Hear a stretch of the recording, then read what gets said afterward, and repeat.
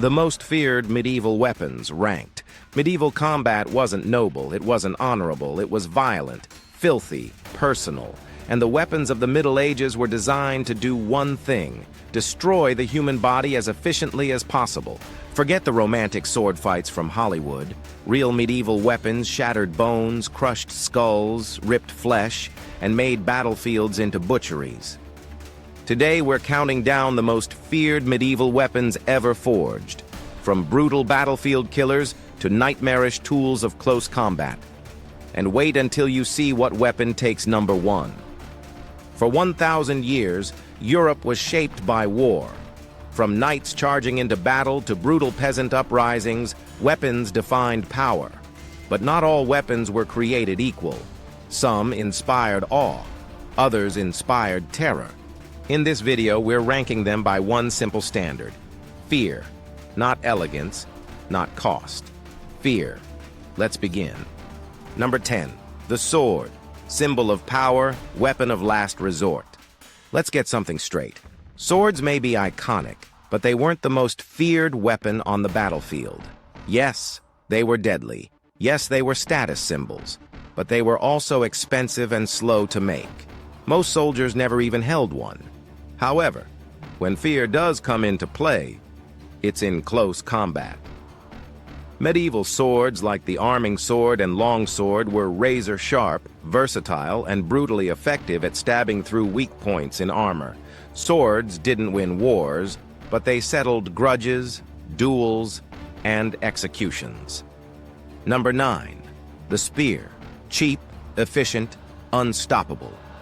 The spear was the most used weapon in medieval Europe. It was cheap, simple, and lethal. A single knight on horseback could be brought down by a row of spears leveled in a shield wall. Infantrymen used boar spears, winged spears, and lance-like polearms to fend off cavalry charges. And because spears kept enemies at a distance, they also terrified knights, most of whom preferred up-close combat. Spears weren't flashy, but they were reliable death. Number 8, the warhammer, the armor breaker. When plate armor appeared in the 14th century, swords and axes began to fail. You can't cut steel with steel, so warriors developed a better answer: the warhammer. Imagine a hammer on one side and a beak-like spike on the other. Crush with one end, pierce armor and skull with the other. The warhammer didn't just kill, it mangled. It didn't care how strong your armor was, it broke you anyway.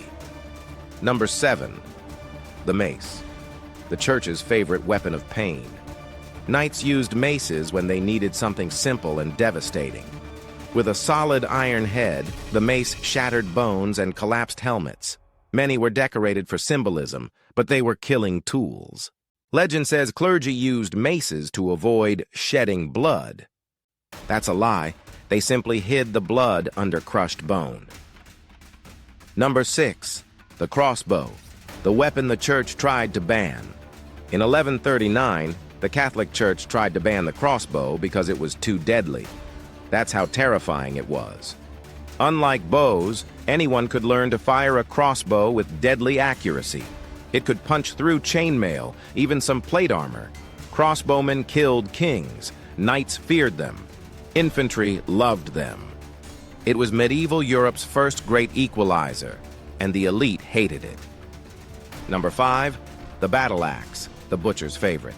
Axes weren't just tools, they were brutal weapons. Vikings used massive two-handed Danish axes to cleave shields and men in half.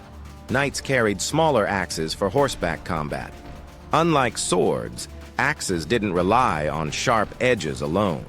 Their chopping power created pure carnage, a perfect weapon for war and terror. Number 4, Greek fire, the medieval flamethrower. Imagine a weapon so feared that enemies believed it was magic.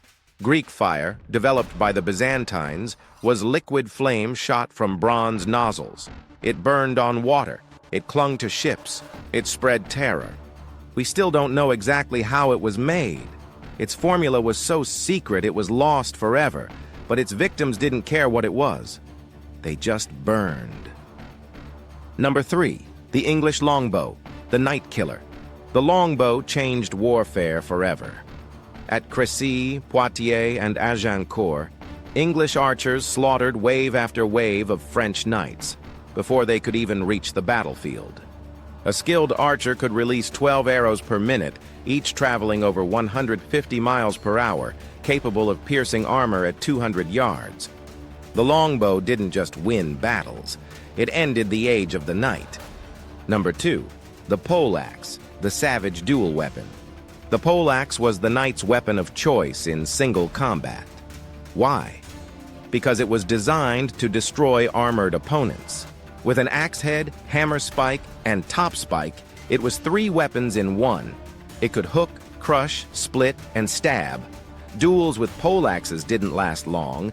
They ended in shattered armor and dead men on the ground. Number 1, the knife and dagger, the most feared weapon of all. Not the sword, not the longbow, not fire.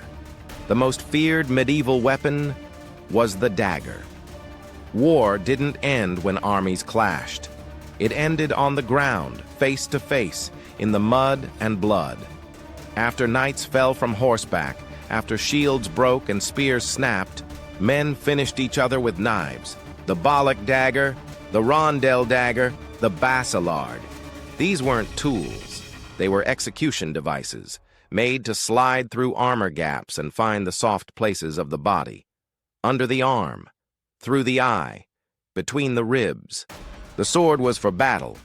The dagger was for killing. That's why it earns the number 1 spot. Honorable mentions: Morning Star, fearsome spiked mace; billhook, peasant tool turned battlefield terror; flail, dangerous, but mostly to the person using it; scorpion siege engine, giant medieval crossbow; trebuchet, the medieval nuke launcher. Conclusion: medieval warfare was not clean. It was chaotic, savage, intimate, and every weapon told a story, not of glory, but of survival. These blades and hammers and bows changed history, not because they were beautiful, but because they were feared. Thanks for watching TorchLit History, where we forge the past into story. Which weapon terrified you the most? Tell me in the comments. And if you want more brutal truth from the Middle Ages, hit like and subscribe. It fuels the next episode. Next up, Witchcraft and Superstition in the Middle Ages, the darkest beliefs of a terrified world.